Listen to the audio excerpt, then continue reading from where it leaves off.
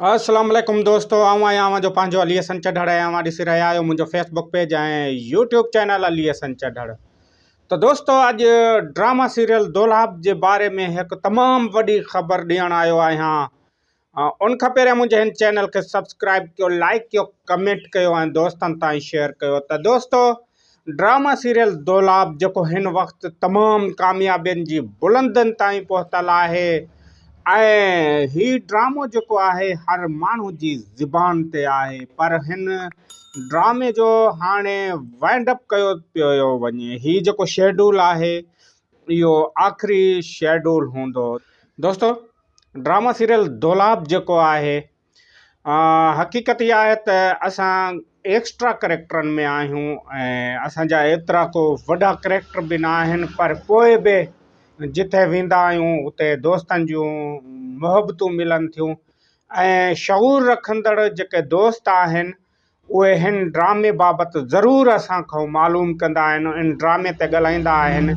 कल्ह हिकिड़ो प्रोग्राम हुयो जंहिंमें तमामु सीनियर सहाफ़ी ऐं वकील बिरादरी जा दोस्त हुआ ऐं हक़ीक़त इहा आहे त उते बि ड्रामो दौलाब जेको आहे उन बारे में ई ॻाल्हायो वियो ऐं जॾहिं मां पहुतुसि त मूंखां सिर्फ़ु ई हिन ड्रामे बाबति ई मालूम कयो वियो, छो त ॿियनि मां प्रोजेक्टनि में बि कमु कयो आहे, मुंहिंजो पंहिंजूं फिल्मूं बि आयूं आहिनि, पर उन्हनि मूंखां जेके सुवाल कया उहे ड्रामा सीरियल दौलाब बाबति हुआ।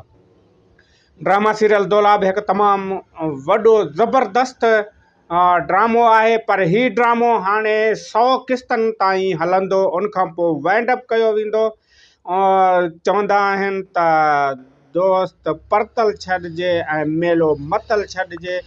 हाणे डायरेक्टर साहब जी हिकिड़ी पोस्ट लॻी चुकी आहे हुनजी ID ते, मुंहिंजो दोस्त फर्ज़ंद मलिक खजू साहब जे, त हुन लिखियो आहे त जेको दौलाब आहे उनजो वाइंड अप कयो पियो वञे, हुनजो जेको ही आख़िरी जेको हाणे सुभाणे परीं खां रिकॉर्ड थियणु पियो वञे ऐं ही जेको शेड्यूल आहे उहो आख़िरी हूंदो। दोस्तनि जा सुवाल बि हूंदा त आख़िर ही ड्रामो छो बंदि कयो पियो वञे ऐं हिन ड्रामे खे बंदि करण जा कारण कहिड़ा आहिनि, को बि कारण न हूंदा आहिनि।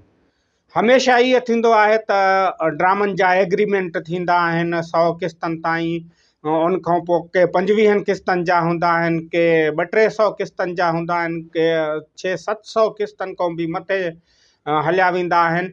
पर हिन ड्रामे जो जेको मयार आहे, हिन ड्रामे जो जेको मैसेज आहे, अवां उहो ॾिसो। असांजो जेको ही मैसेज अवां खे ॾियूं पिया, आवाम खे ॾियूं पिया, ही मैसेज 100 किस्तनि ताईं ॾिजे पियो ऐं इन मैसेज खे जेको आहे अगरि अॻिते असीं वधाईंदासीं त कहिड़े नमूने वधाइजे।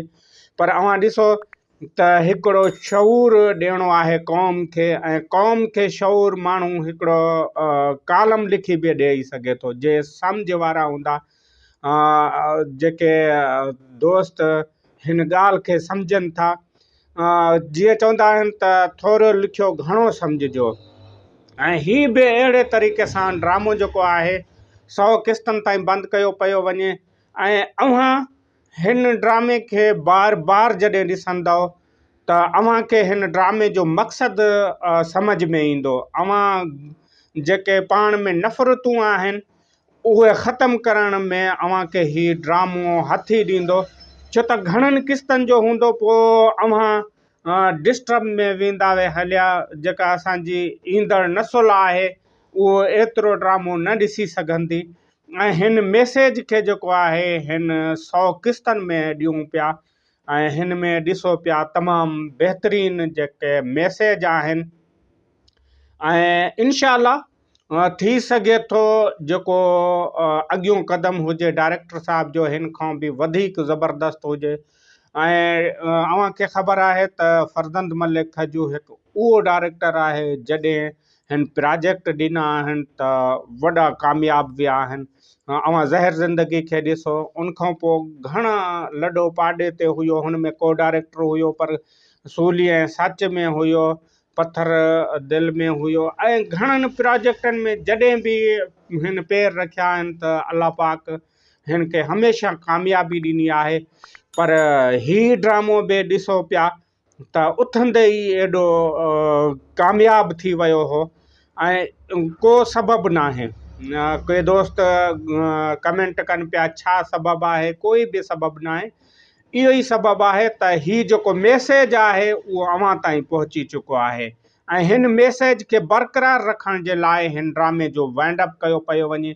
साईं नूर ज़हूर साहब हिन जूं एतिरियूं क़िस्तूं लिखियूं आहिनि ऐं एग्रीमेंट बि एतिरो थियल हुयो, उन जे करे ही ड्रामे जो वाइंड अप कयो पियो वञे। इन ते पंहिंजे लिएसन चढ़ खे ॾींदा इजाज़त।